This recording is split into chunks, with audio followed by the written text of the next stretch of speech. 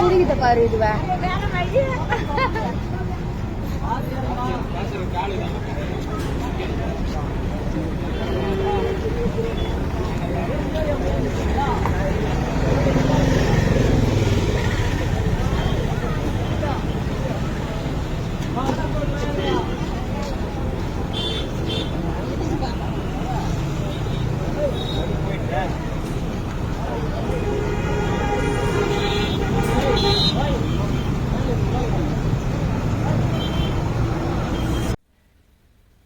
ஒரு அரசு பேருந்து எந்த அளவுக்கு வந்து வச்சிருக்காங்க அப்படின்னு பாருங்க.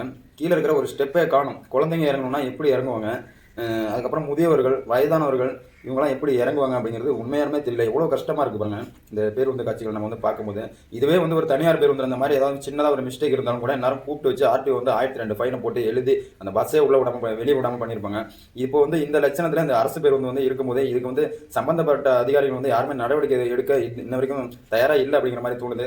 இப்போ இந்த மாதிரி பஸ் வந்து எதுக்கு இந்த மாதிரி விட்டு வச்சுட்டு பொது வழியில் வந்து வயதானவர்களுக்கும் குழந்தைங்களுக்கும் இது வந்து அதிகப்படியான ஆபத்தை வந்து தரும் அப்படிங்கிறது உங்களுக்கு பார்க்கும் போதே தெரிஞ்சிருக்கும்னு நினைக்கிறேன்.